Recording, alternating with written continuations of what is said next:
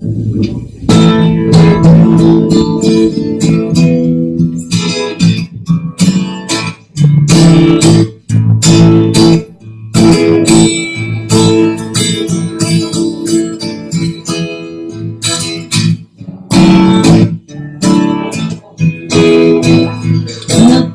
of the champions, 1921. See the kindness and the power in the people I come from. And I feel the wind blow through me. I'm afraid I'm not that strong. Can you help me find a way to carry on? To feel their expectations, father, mother, son, and you wonder if you made it.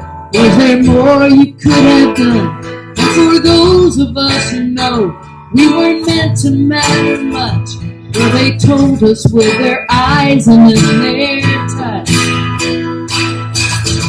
How do we change our fortunes? Rewrite our destiny. Reach deep inside our beauty. Find the roots of the living tree. Find the roots of the living tree. Now that was the chorus of the song. And I'll line it out for you so you can learn it, because that would be good. It goes, how do we change our fortunes? How do we change our fortunes? Rewrite our destiny. Rewrite our destiny. Reach deep inside our beauty. Reach deep inside our beauty. Find the roots of the living tree. Roots of the living tree. Find the roots of the living tree. There are friends that stand beside you. Friends that walk away. There are places that can hold you. Places you can't stay. Now I'm reaching high my branches, seeking deep to water clear. This is the truest wisdom that I know. How do we change our fortunes? How do we change our fortunes? Rewrite our destiny. Rewrite our destiny. Reach deep inside our beauty. Reach deep inside our beauty. Find the roots of the living tree. Find the roots of the living tree. Will you be my true companions on this open road? We must fight to tell our stories. We will sing them as we go. And we'll make our lives together. Though we may not be that strong, we must always find a way to carry on. How do we change our fortunes? How do we change our fortunes? Rewrite our destiny. Rewrite our destiny. Let's keep inside our beauty. Let's keep inside our beauty. Find the roots of the living tree. Find the roots of the living tree. Thank you for singing.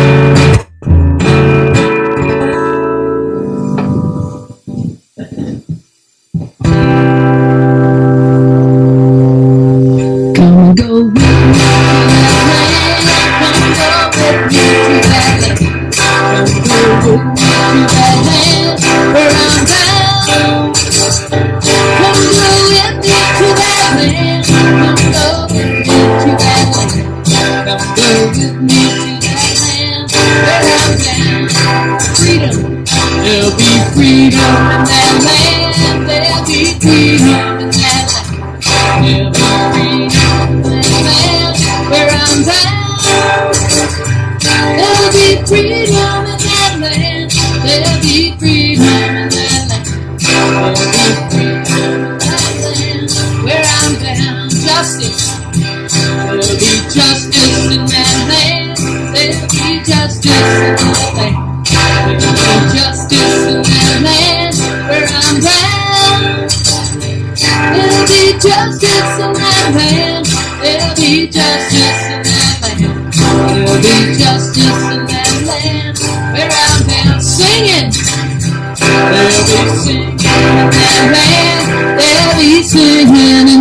land. They'll be singing in that land where I'm bound. They'll be singing in that land. They'll be singing in that land. They'll be singing in that land where I'm bound. Notice is that we are one of the few people that don't have to do things the way they've always been done. You know, things that are always done the same way. Like, do you put your Christmas tree up the same way? Do you like always get money from the tooth fairy? Do you all do that? You got any traditions at your house? The way you do things? Do you always have oatmeal? Do you have cereal? Same one every time? Pretty much. Okay, well, that's like a tradition. Okay, and the cool thing is that we don't have to do things the way they've always been done. And so I thought I would teach you all a game that proves my point, because it's good to prove your points. So, and you all can play too. You know something that everybody knows the words to, like, you know, Humpty Dumpty sat on the wall, Humpty Dumpty had a great fall. Now, I will play those words in any style of music that one girl with a guitar could play, that's common in America. So can you think of styles of music? Like, what kind of music do you like? What kind do you like? Oh, Western, okay. And what do you like?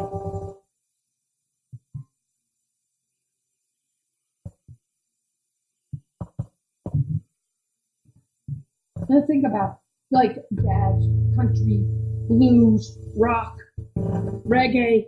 Can you think of more? Bluegrass. What else? Okay, well, here's how you play the game. You pick some words that everybody will know, like Twinkle, Twinkle, Little Star, or Humpty Dumpty, or something like that. And then you pick a style of music, and I will have to write the song with the words and the style. Want to see how it works? So, somebody want to give me one? What is it? Jazz. And what nursery rhyme or something that we don't know the words to? Mary Had a Little Lamb is a jazz tune. You ready?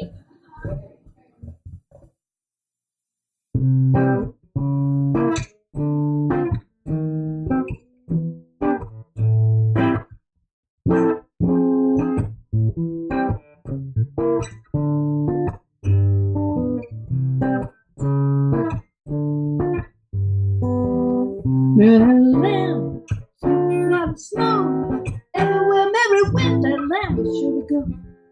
And followed her to school one day, which was against the rule. Children, they would laugh and play to see that lamb in school.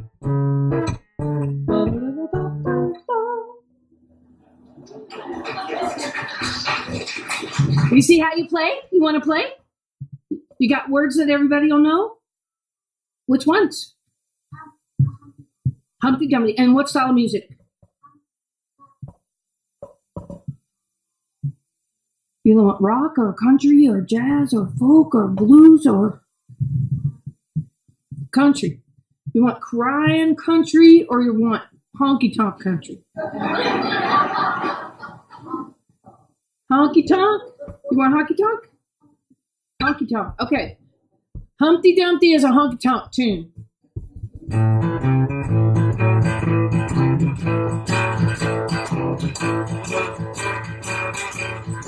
Humpty Dumpty sat on the wall.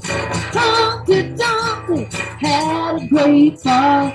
All the king's horses and all the king's men couldn't put Humpty together again. I said, Humpty Dumpty sat on the wall. Humpty Dumpty had a great fall, y'all.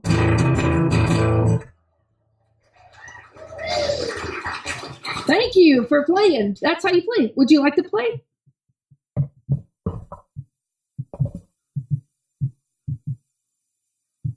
Humpty Dumpty 2. And what style of music would you like?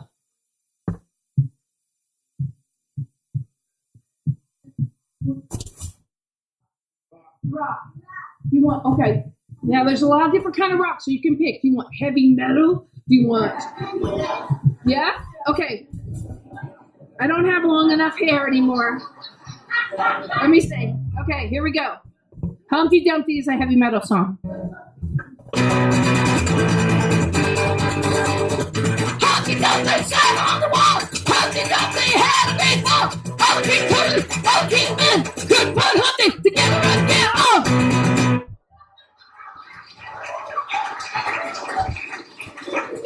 Yes. Which one, Pop?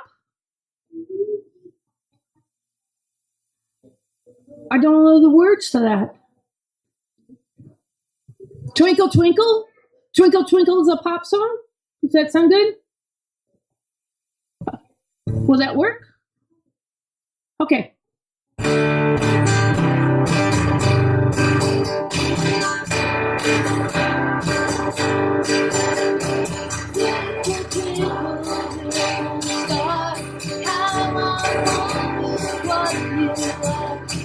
Up above the world so high, like a diamond in the sky. That work? I'll do one more. Yeah. Oh, yes. I am from Kentucky.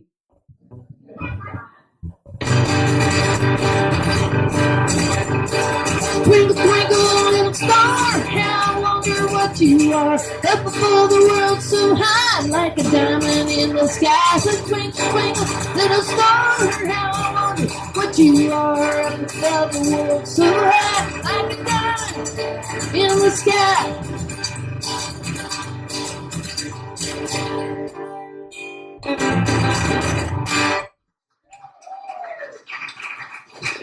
Thank you. Yes, ma'am. Reggae? Okay. Which one would you like reggae? Twinkle, twinkle? Sure. I'm from a rare Rastafarian tribe just south of Cincinnati.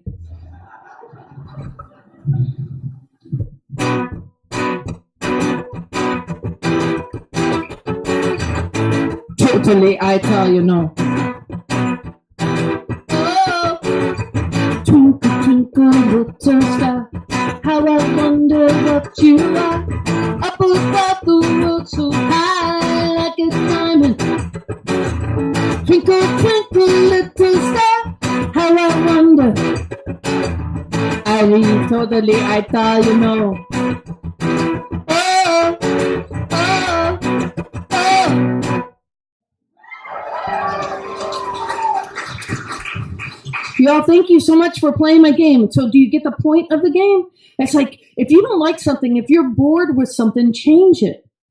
Make it new. Just because people have done it one way. Have you ever done your ABCs? Yeah, you go A, B, C, D, E, F, G, right? You've sung it a million times, right? What if you rapped it? What if it was like this? A, B, C, D, E, F, G, H, I, J, K. Yes! A, B, C, D, E, F, G, H, I, J, K, L, M, N, O, P, Q, R, S, T, U, V, W, Y. Now you've rapped your ABCs. Next time, won't you rap with me? You got it? Want to try it now?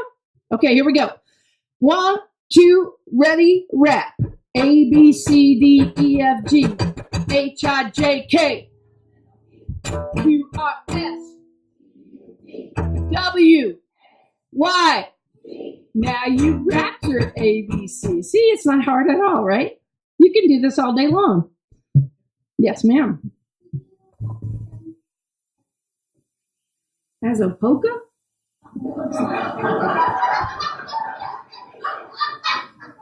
They're laughing, but we could do it. It's folk? What kind of folk would you like? Happy folk. Okay.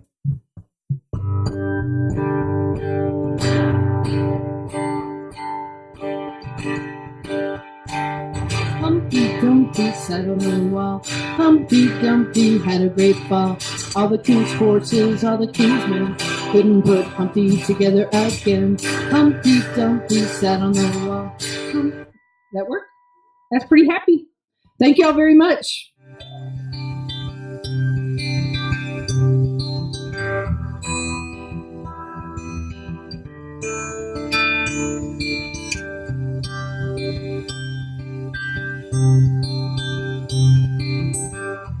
Try to fit, I tried to bend, fix all my broken places, wishing I could mend. So I stand here with these scars, naked, and I trace my fingers lightly over yours.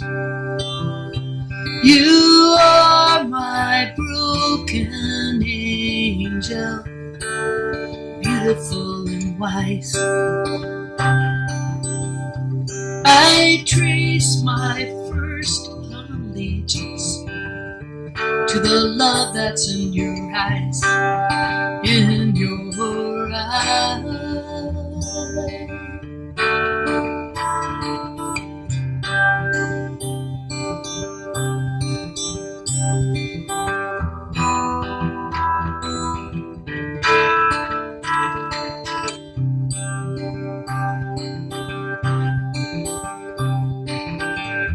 After midnight, bathed in starlight, I want to hold you close, breathing in this dark as we fight our little wars. Our little wars. You are my broken angel, beautiful and wise. I trace my first allegiance to this love that's in your eyes, in your eyes.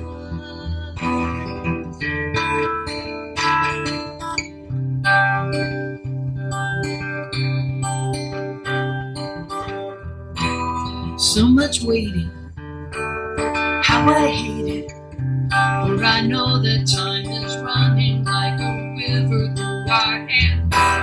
Such big dreams, I know I should let them go. But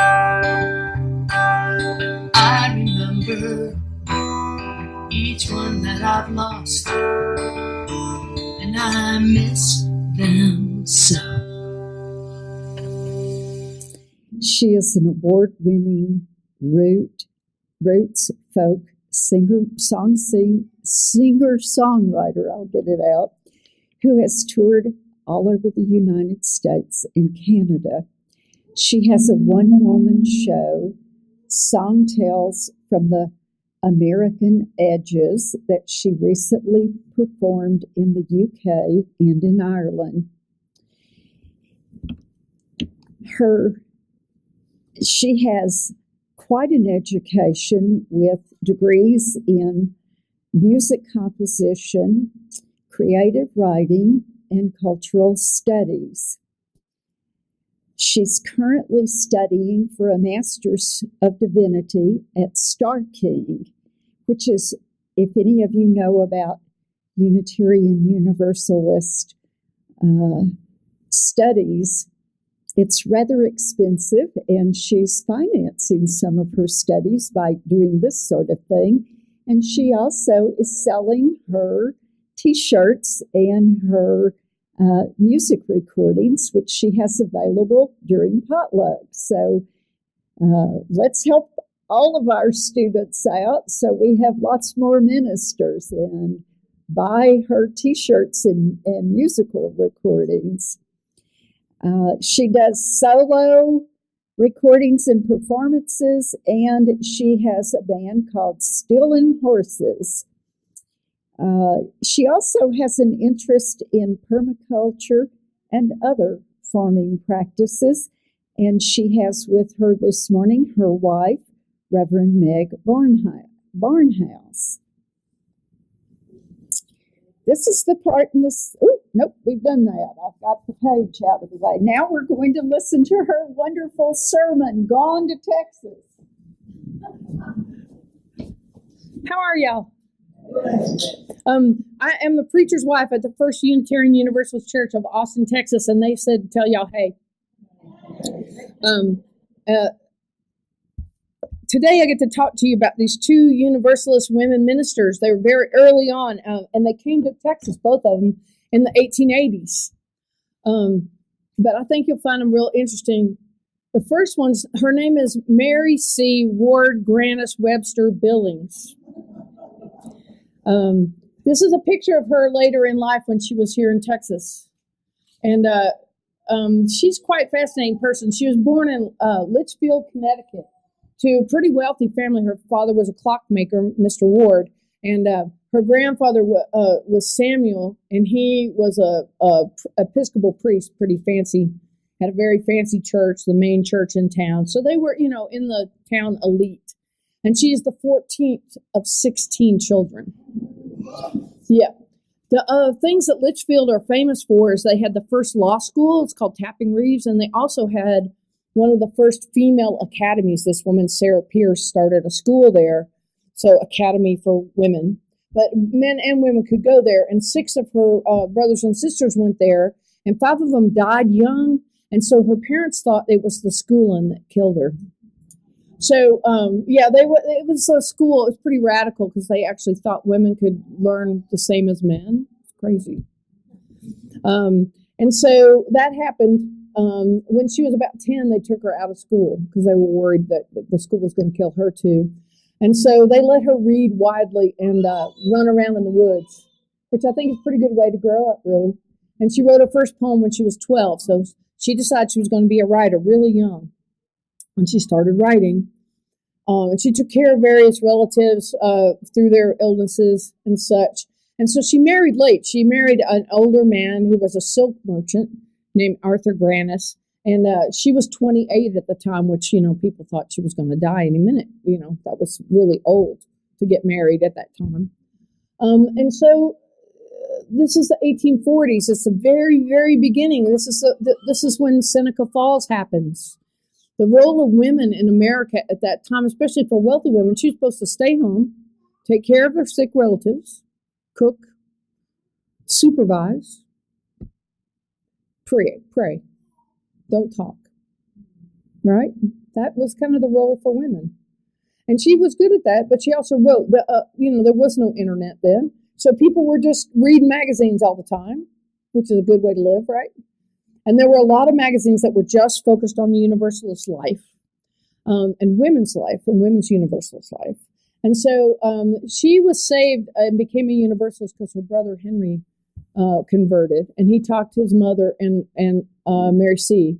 They call her Mary C. because there was actually an earlier Mary that died young. And so they always called her Mary C. Her real name's Mary Charlotte. So she had an unusual childhood, and she was the only kid in her family that was a Universalist, but they didn't have a church where they lived in Litchfield.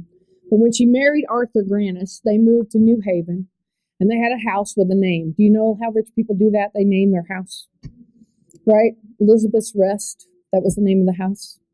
And he was a silk merchant, and so he took her on the grand tour. So they went to Europe on a steamship, and for a couple of months they wandered around, and she wrote a travel dialogue that was published in the women's magazine back in America. And so it kind of sounded like this.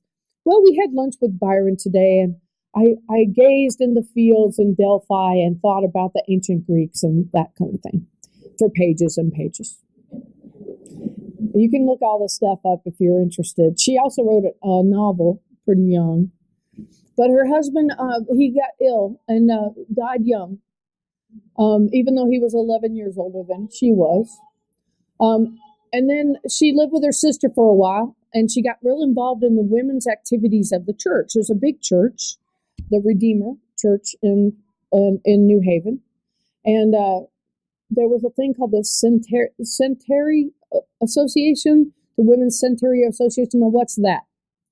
Well, the Universalists were raising money for the 100th anniversary of John Murray coming to America. Do you know who John Murray is?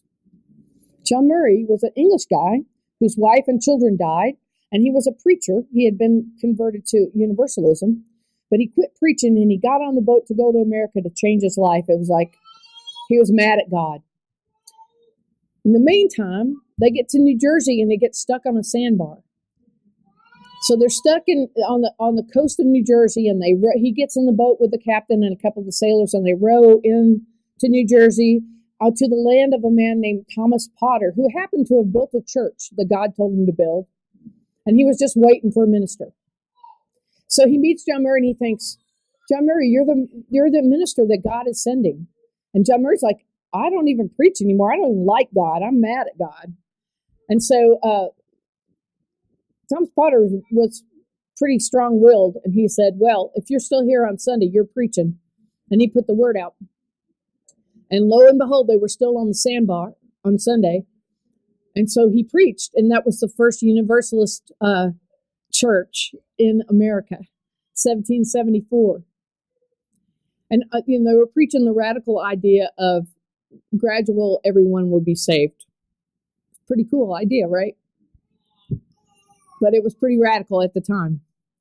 And so that's what she was raising money for. And the women found out that they were actually very good at having meetings and very good at running committees and very good at raising money. That was a radical idea. And at the same time, they started wanting to be more public. And so in that century, in the 19th century, the way to have a power was to be a minister, don't you think? Or a writer. And she's both those things. So about this time, right after the Civil War, a couple things happened in the Civil War that you need to know about. There was a thing called the Sanitary Commission. This guy, Samuel Bellows, who was a Unitarian minister, was the head of it for the whole country. And they were doing the radical thing of making bandages and getting civilians to raise money to buy, stuff so they could have clean hospitals and save people. And so the Sanitary Commission was a big fundraising civilian activity. It grows up to become the Red Cross. Everybody's heard of that, right? So it was a Universalist Unitarian thing. And there was a woman in charge of the Chicago division of that named Mary Livermore. Her husband Daniel was a Universalist minister, and they had a magazine called The New Covenant, which if you're into that kind of stuff, go read it. It's really cool. So they start raising money, and she's very good at raising money, and she starts talking on the Lyceum circuit, which was kind of like a lecture circuit. A lot of UU churches have their lecture series, and this was like that, except people would pay money, pay ticket, and go and listen. And it was a place where women could go and listen to stuff where it wasn't, you couldn't really go to a saloon.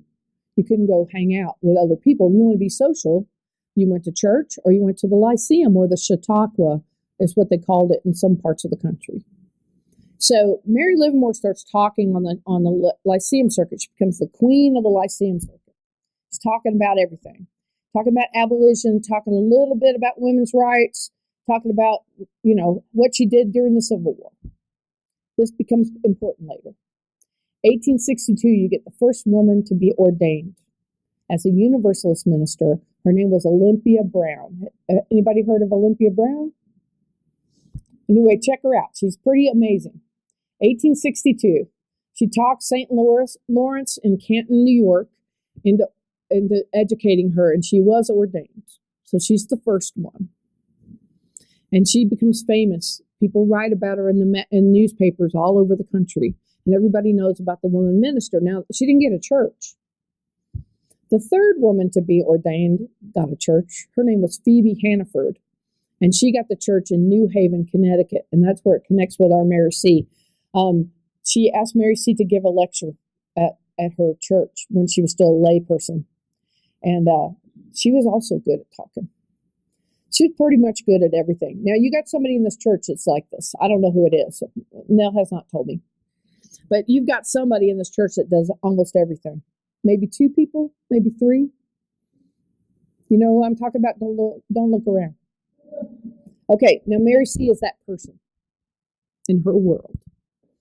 She's a secretary of everything. She's in this committee and that committee. When Julia Ward Howe starts a thing for women ministers, she's in that group, even though she's not a minister. She's doing all this, and she meets her second husband, whose name is Charles Webster. He is the missionary for Connecticut. Now, why would Connecticut need a missionary? But evidently they did. And he is also much older than she is.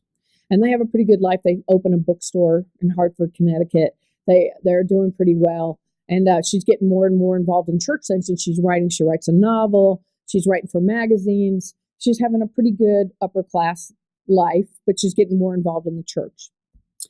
And now there's all these women ministers, and that's the thing, the new thing. Kind of like, remember when women got into the armed to go to West Point? Remember that? It was like that. It was that radical. How dare women actually speak in church? You know, the Bible was interpreted to be against that. St. Paul was interpreted to be against that. And so, actually, it's interesting that women, in part of their working towards suffrage and working for having equal rights, becoming ministers was really important to that aspect. But even when they started to get ordained, they didn't get churches. But Phoebe got a church, and she let a lot of women speak, and that changed a lot of people's lives. Mary C's life in particular. So Charles dies, and there she is, a widow for the second time. And she gets even more involved, and she's supporting herself with her writing. So she's writing. And she meets an editor for this magazine called Manford's out of Chicago, this Universalist minister named James Billings. And that's where we get to Texas. Because James Billings is voted to be the missionary to Texas. They only had 6 missions out of the Universalist General Conference, and one of them was to Texas. And James Billings was 74, and Mary C. is about 61 at this point. And this is what the Dallas News wrote. Waco, March 30th, 1885, special.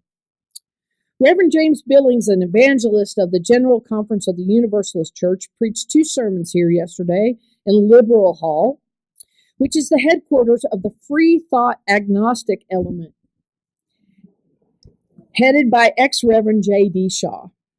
At the close of Mr. Billings' sermon tonight, he quietly stepped down from the pulpit, walked to the lady in the audience, Mrs. Mary C. Webster, and the 2 taking a position before the lectern stand were made husband and wife by Mr. Shaw. The lady came all the way from Hartford, Connecticut, which is her home, to meet Reverend Billings in Waco and marry him. She is the widow of a noted Universalist preacher and has herself received some reputation in the East as a lecturer. The couple have both reached mature years. So this is 1885. That year, the General Conference, the new General Conference of Texas, ordained Mary C. So she becomes the first woman ordained in Texas ever. Pretty cool, right? And they decide that they're going to build the home office church. Now, how do you say it correctly? HICO, Texas. HICO. That's how you say it, right? Okay. It's about 100 miles south of Dallas, and the railroad had just gotten there. It was a cotton center at the time. So just, dirt road, frontier town. They decide that's going to be the center of Universalism in Texas. Now, Texas at this time is about 30% Baptist, 30% Methodist, 14% Catholic, and 1.6% other. That's us. We are the other. And they have a big dream, and they're working hard for it. So one of the reasons why Mary C. was ordained was so that she could run the church in HICO. And they built the church, and she started lending people money. She had a little money left over from her marriages, and she started lending people money at 10% interest. And pretty soon she owned half the town. This is true. And they paid for the church. It was paid for. And she was the secretary, and sometimes she was the lieutenant, and sometimes James was the president of the state conference, and sometimes they weren't, and they got money from the National Conference of Universalists to help the Texas mission. And they got as much as 300 members at one point, but people were going through Texas in transit. They were trying to find their pot of gold, right? And so some people stayed in Texas. They came and worked cotton for a little while, and then they heard there's a gold rush in California or something, they would move on. So people were very fluid at that point. If you go to Harvard Divinity School, in the special collections, the books for Texas are all there. I read them all, and she wrote them all. It's fascinating. It's all in handwritten. Who did what? There's basically 6 Universalists in the whole state of Texas. They do everything.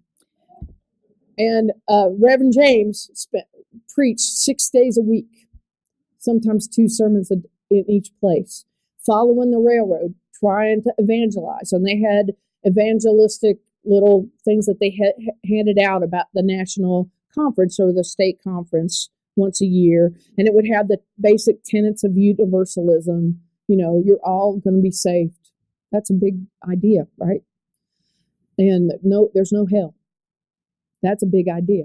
And then they would have little pithy quotes like, what if every church had members just like me, that kind of thing.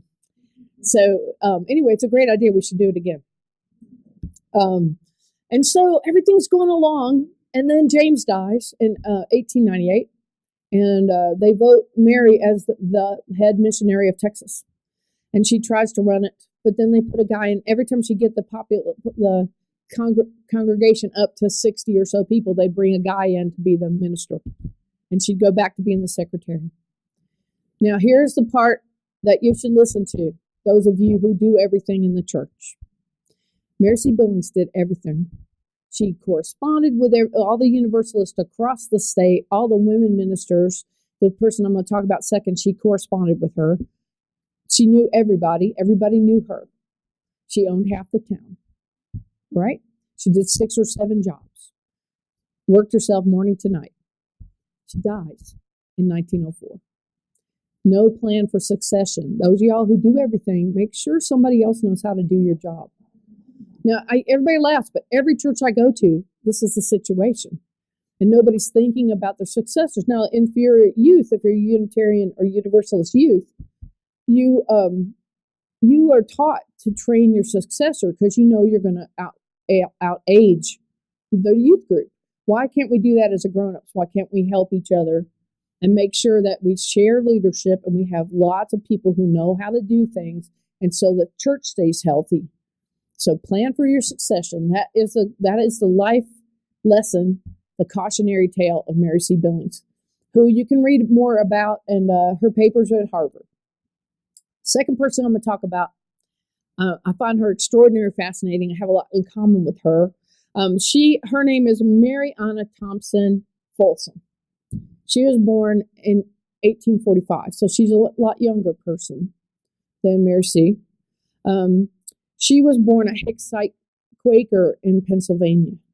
The Hicksites are the radical Quakers. They are the ones who did the Underground Railroad. They are the ones that had women ministers. They were very involved in the world and social justice. They're like UUs, but Quakers, okay? They had split, the Philadelphia split, and they had Hicksite. So Mariana is the oldest child of 2 Hicksite Quakers. Her father sold Wedgwood china. Do y'all know Wedgwood china? Okay, what you might not know about that is that Francis Wedgwood was an English abolitionist. And so the Quakers wanted to put their money where their mouth was. And so they used Wedgwood china, and it became the American china to have. And it was because they didn't want to give money to slavery supporting people. And that's how her father made money. So he wasn't wealthy. He was just a crockery merchant.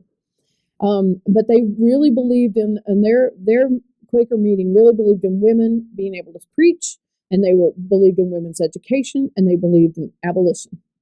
So lots of famous people. She met Lucretia Mott when she was a young woman. Lucretia Mott was both an abolitionist and early suffragist. So interesting people that she was growing up around. And her parents really wanted her to get an education, which was not easy. Not every place let women into college. When did Princeton do it? 1980? Yeah. So, I mean, we take these things for granted, but they didn't then. And so they moved to Mount Pleasant, Iowa. Now, Mount Pleasant, Iowa had a college, a Wesleyan college that let blacks and women in 1842. So that's why they moved there.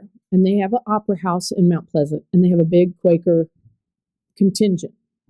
Another family that moves there is Joseph Dugdale and his mother Sarah, and they are very famous abolitionists. They were way hooked up with the Underground Railroad. They were friends with Frederick Douglass. They were friends with Susan B. Anthony, and all these early suffragettes who were involved in abolition knew the Dugdales. In fact, for Iowa, he started the first women's group, equal rights group.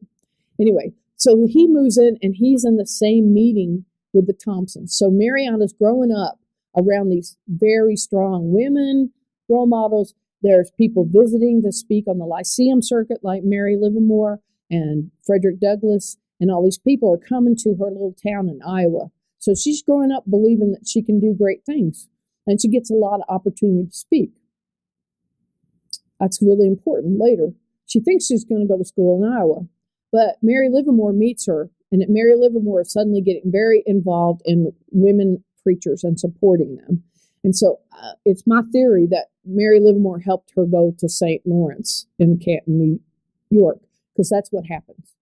And our Mariana becomes Miss Mariana Thompson, who is the 5th woman ordained as a Universalist minister.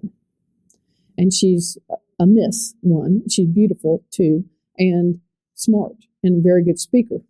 And so Olympia Brown and Mary Livermore see this as their test case, and they want to put all their energy in her and make her famous. Only it's very hard to get a church. Just because you got ordained doesn't mean you get a church. This happened in our UUs for gay people. It was a long time after women, gays were ordained, but they couldn't get churches. Nobody would call them. So it's a big deal. You see the structure of this? So Mariana puts herself through school the way I'm doing, like going to different congregations and preaching as a guest pulpit supply, is what they call it. And she spoke all over. And Mary Livermore and her husband Daniel would write about it in the paper. So on the front page, they'd have little paragraphs about all the news of the world, right? And it would say, Miss Mariana Thompson preached to a appreciative crowd in Lafayette, Indiana, on her school vacation last week. Or it would say, Miss Mariana Thompson is on her 2nd year of seminary and needs pulpits to speak in during her summer vacation. And they would actually advertise for her. So then when she actually finishes school and she graduates, they write in the paper that she's had offers from 2 different pulpits for $1,200 a year in 1870. Think about that. That's a lot of money. Now, is it true? No, it's not true. I'm pretty sure it's not true. How that happened was Olympia Brown and Mary Livermore wrote letters to all these newspapers across the country. And literally, it was from California to Massachusetts in the paper. Little paragraphs saying this story about how Miss Mariana Thompson has been offered $1,200 a year for 2 pulpits. Because they were trying to help her get a pulpit, which was really hard to do. I think that they were investing in her. At this time, she becomes her husband, who is also a minister.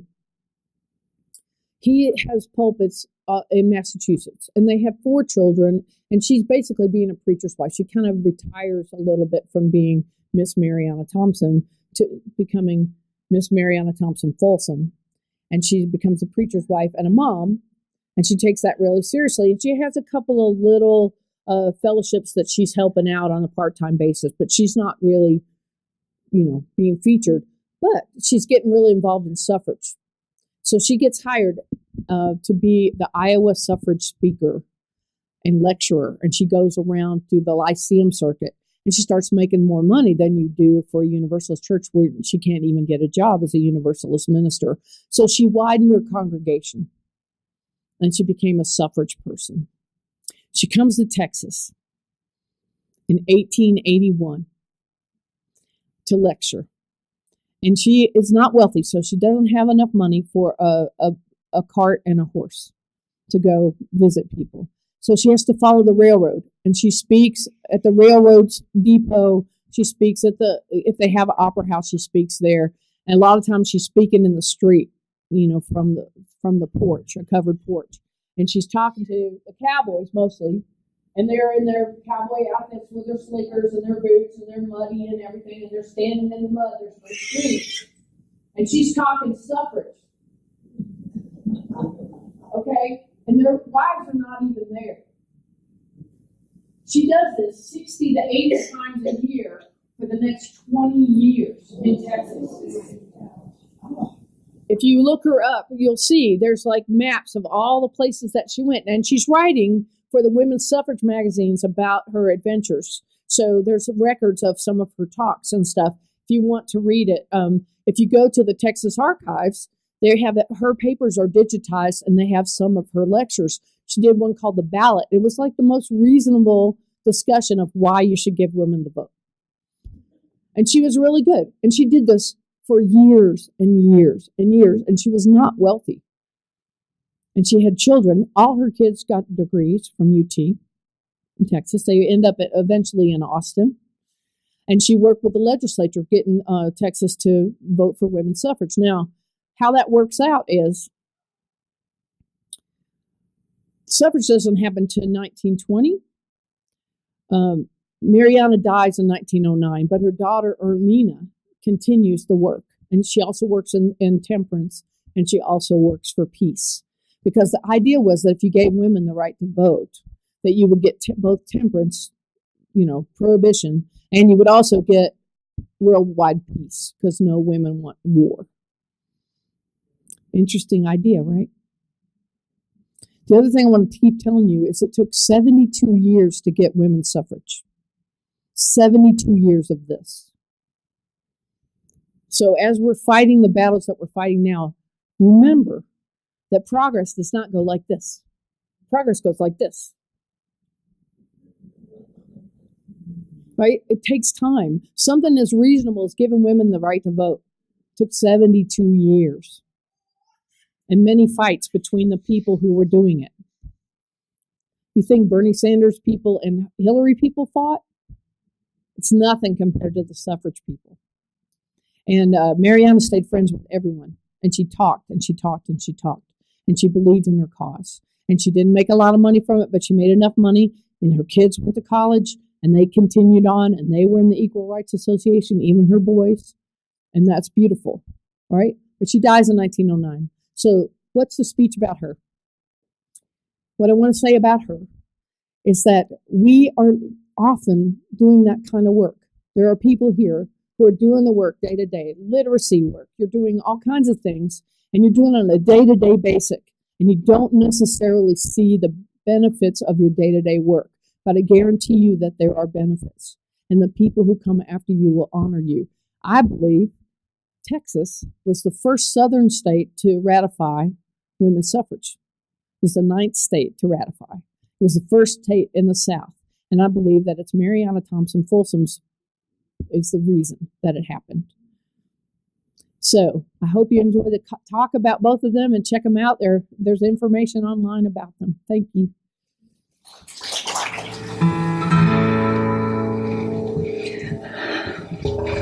I wrote this song for a long ago congregation in South Carolina. I hear you all had a choir that sang this one time. Well, I am so glad I found you. You were out here all alone. I couldn't find a single church where I could feel at home. I was just amazed to see that you'd been here for so long. I'm grateful that you persevered, so I wrote you all this song.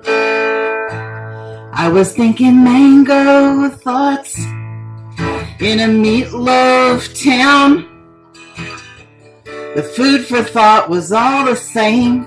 It really brought me down. Nothing on that heavenly buffet line was satisfying my appetite for truth and light. I'd sit in church just sighing.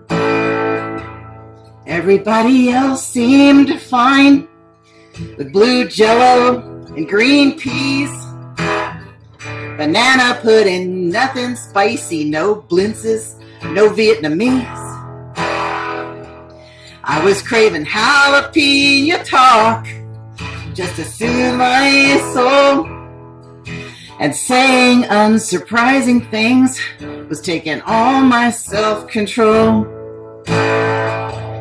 I am glad the talk is straight here, though a lot of the people are not. We've got patriots and protesters, and that ain't all we got. Atheists and redneck Hindus.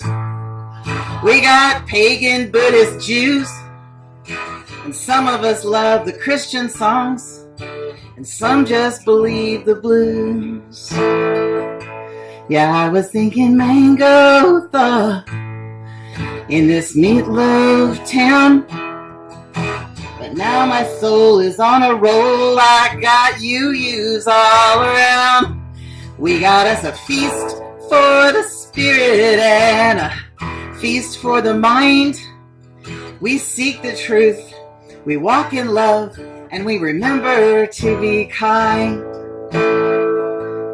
And that's how the song would end if I were a sweet and earnest minister. But here's the real ending.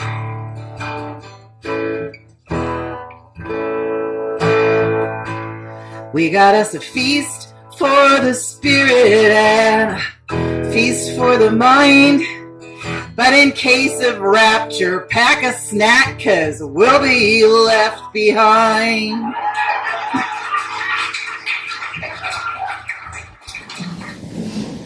I'm on a mission. My mission is to increase the number of you gospel songs. We don't have that many.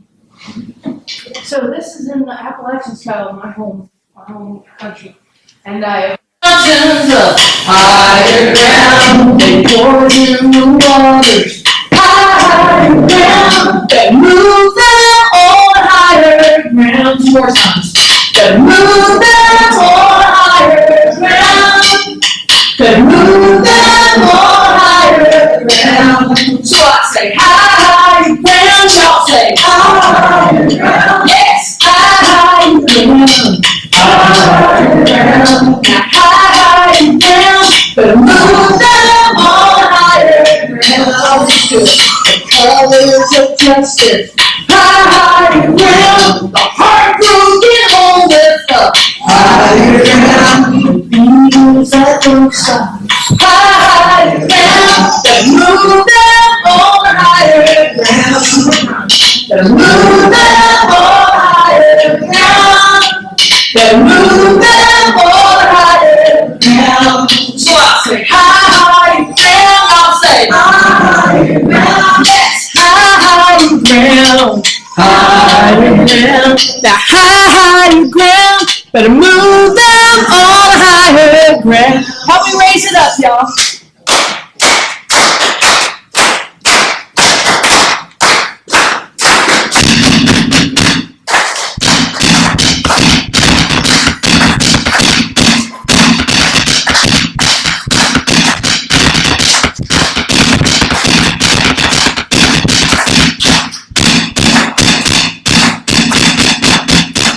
By helping each other, it's higher ground. By teaching the children the higher ground. Protecting our mother, higher ground. Together on higher ground.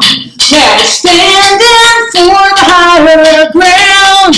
We'll be standing on this higher ground.